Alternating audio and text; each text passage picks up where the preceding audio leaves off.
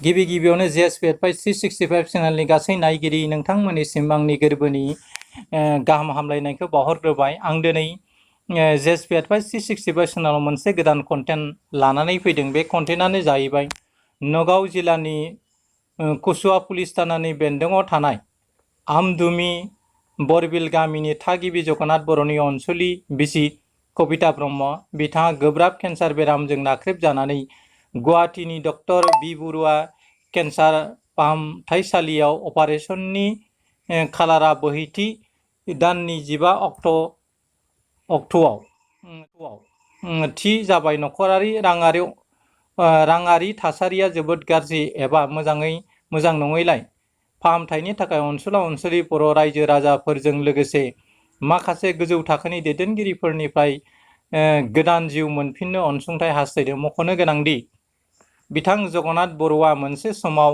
खोला नगाव दखरा एबसुनि आफादगिरि बिबान रुजुनानै खामानि मावदोंमोन आरो नगाव जिल्ला एबसुनि लेङाइ आफादगिरि बिबान रुजुनानैबो खामानि मावदोंमोन आरो बिथांनि बिसि अनसुलि कबिता ब्रह्मआ मोनसे समाव नगाव जिल्ला दुलाराय आसाम थागिबि ट्राइबेल आफादनि आफादगिरि बिबान रुजुनानै खामानि मावदोंमोन। नगाव जिल्ला दुलाराय बर' आइजो अनसाय आफादनिबो गाहाय नेहाथारि बिबान रुजुनानै खामानि मावदोंमोन। नाथाय दासान्दि बेबायदि गोब्राब बेरामजों नाख्रेबजानानै दं।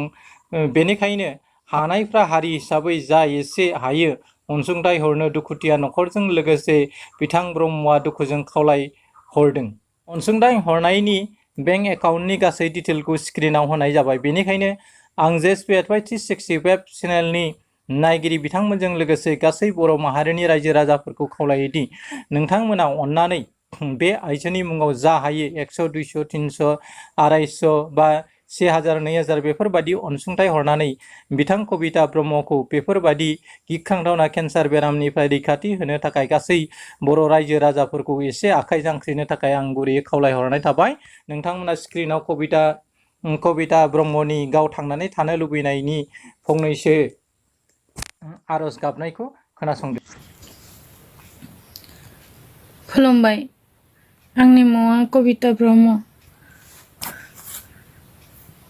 जोंनि बर' हारिनि अनसुलि राजा रायजोफोरनिसिम आंनि मोनसे खावलायनाय।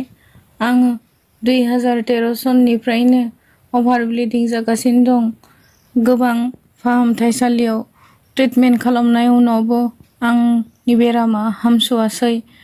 लासै थांनानै इउटेरास टिउमार जाहैबाय।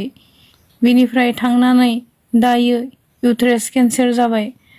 दायो गुवाहाटी डक्टर बि बरुवा केन्सार इन्स्टिटिउटआव आंनि फैगौ 15 जुलाइ खालि अपारेशन दं। नाथाय आं रां रुफानि आंखालनि थाखाय दिनैसिमबो न'आवनो बेबादि गोलैना थानो गोनां जादों। ओंखायनो आं अनसुंथाइ नागिरनानै जोंनि बर' राजा रायजोफोरनिसिम खावलायदों।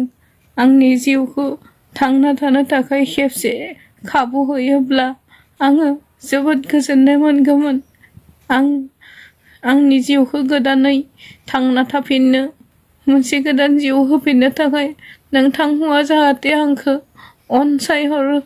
नोंथांमोननि अननायनि जोबोद गोनांथि जादों आंखौ नोंथांमोना अननानै आरो खेबसे थांना थानो खाबु